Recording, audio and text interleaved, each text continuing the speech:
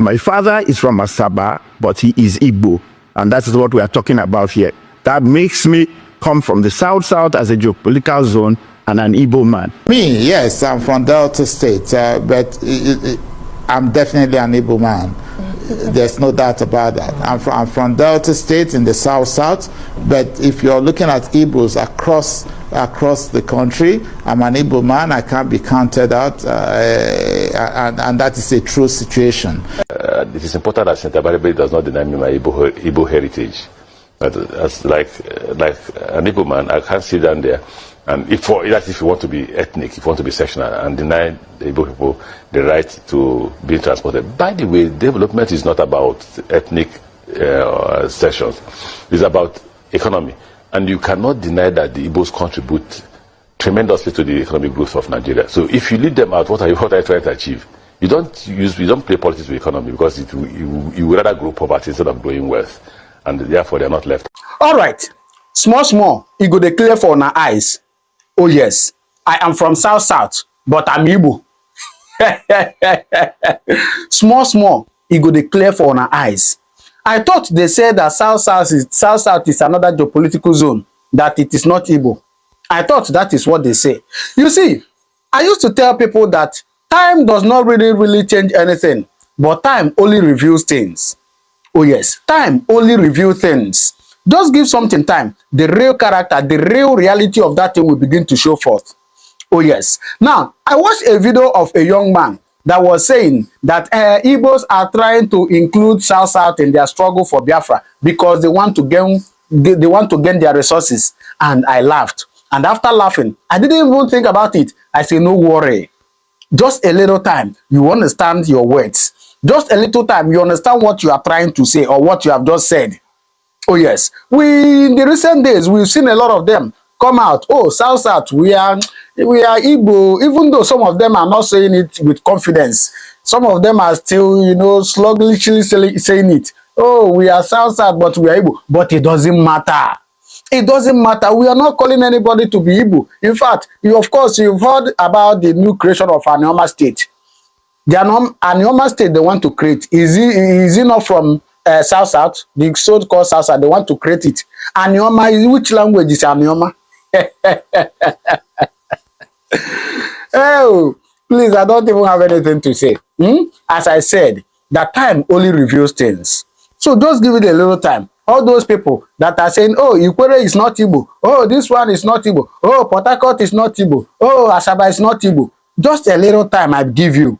You will see the reality of what you are saying. So please, I don't want to talk too much. Take a little time, I beg you, to watch what our young brother has said about this creation of state and also, Asaba being Igbo or not being Igbo. So please, after watching it, you do want to drop your comment on the comment section. As I said, time we only reveal. Please watch this. You are from the Anioma Ushimili side of the River Niger, and we hear that people who are not mainstream Igbos, the Igbos in Delta, the Igbos in rivers, Igbo subgroups,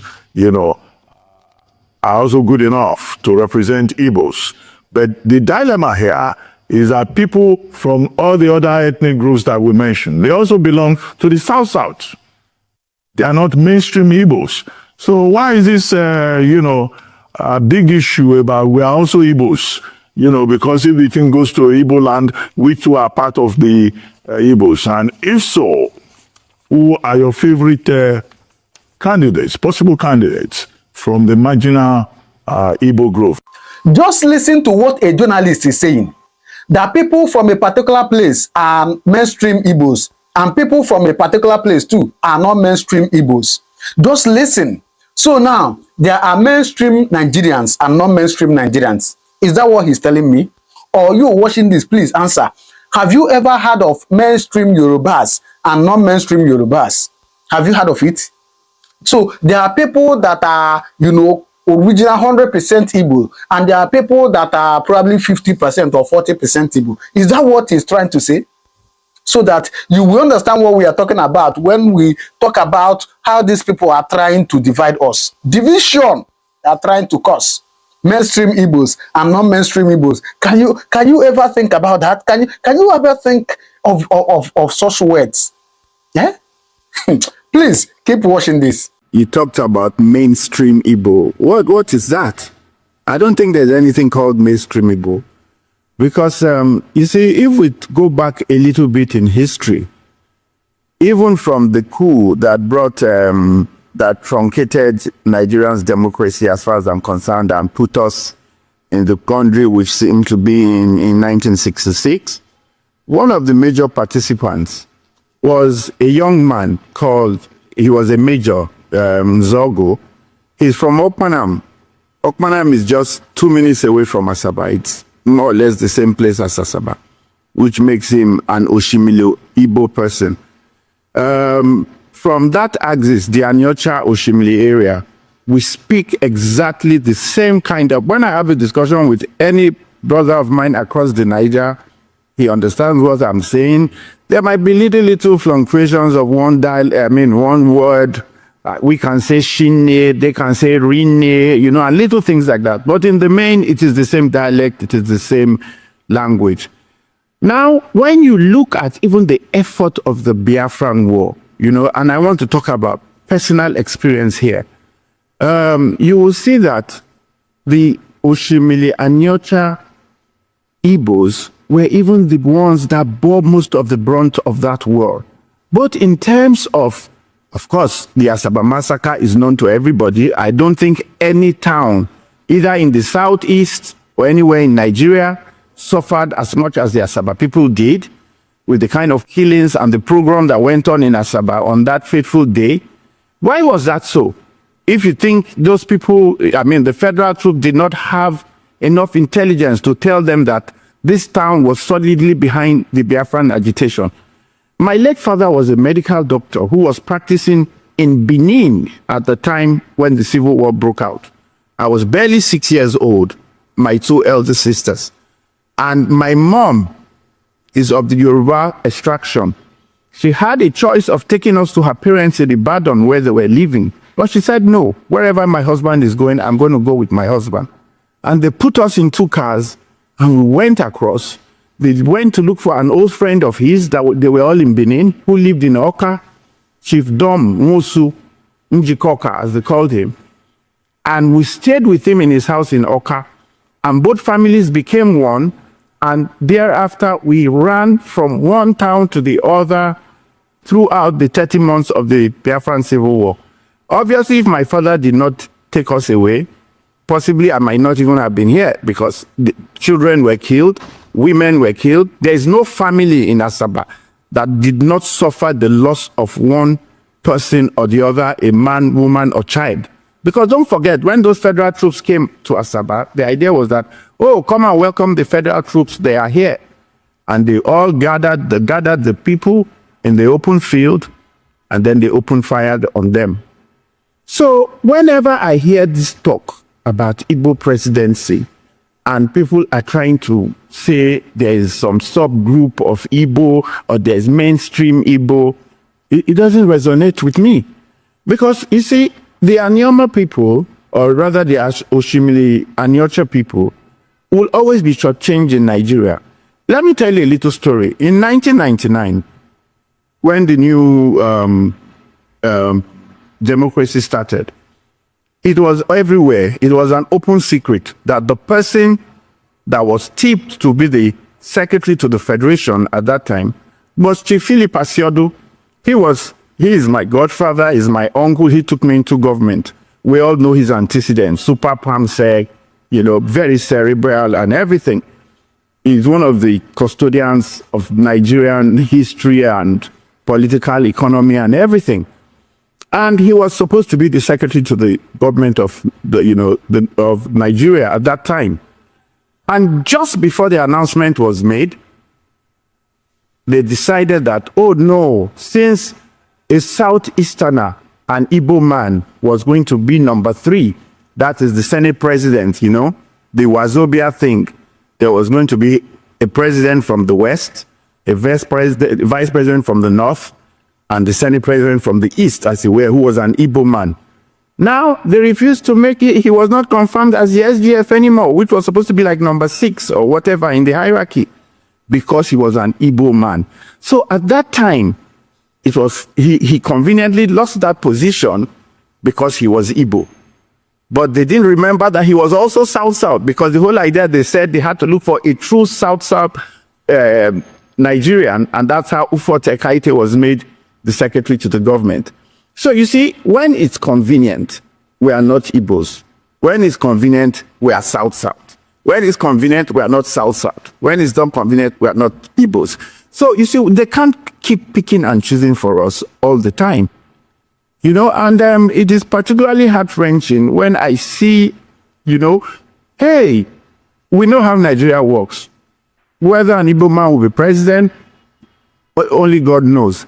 Personally, I want to see that happen, you know, even if you say, yes, the Igbos from the Southeast, you know, have not enjoyed it at this time. But also the Igbos from Anyota Oshimili, who have a skin in the game and who have suffered everything the Igbo man from across the Niger has suffered, has also never been. Don't forget that when Midwest was a region, the first premier, that is the only region that was even created by a referendum in Nigeria, when there were just 4 regions in Nigeria. The first premier was Chief Dennis Osadebe. Yes, he was from Asaba, and he was the premier of Midwest states. Yes, Midwest region, rather. So what I'm saying is that we never lacked the manpower, the capacity of human beings, or that human capital that can deliver on that kind of mandate as the president of Nigeria. So to keep shutting the door at us, using all these, you know, little colorations that are always brought into the matter, you are South-South now, you are not Igbo now, you are not mainstream Igbo, it just doesn't make sense to me. That is the truth. I just want to put the record straight in terms of what it is we are doing as a country. You see, there are too many injustices in Nigeria already that we are complaining about. I, as an Igbo man, am complaining that an Igbo man has not been president. My father is from Asaba, but he is Igbo. And that is what we are talking about here. That makes me come from the South-South as a geopolitical zone and an Igbo man. Go to Genesis 46, verse 16. You will know we are the original children of Biafran. The ancestors of our land will fight you and will never let you rest, because you have sold away our pride. You have sold away our ancestors. You have sold away our origin. You don't even know your history.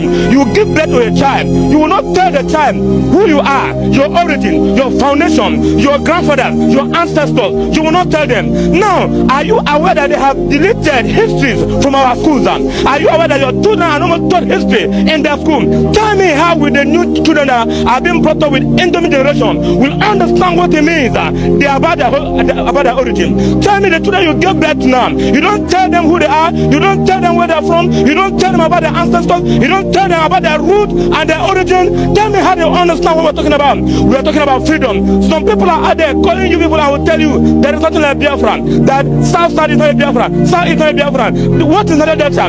We are all the original children of Israel. We have the 3 ancestral homes: Eri, Arode, and Aleri. They get back to everyone.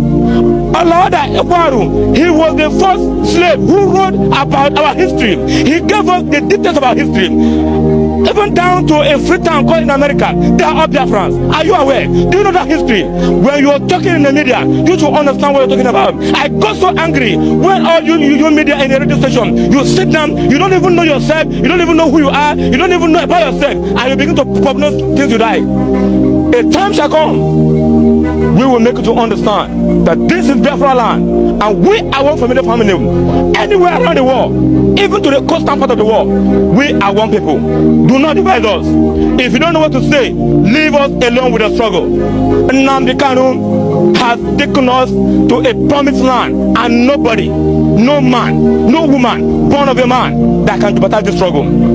Every man or woman, boy or girl, adult or child who has come to make sure that we want to jeopardize the struggle, it is either the person go down or the flag of Biafra will rise high. We are not trying to be Igbo. We are not looking for Igbo to protect us. We are Igbos.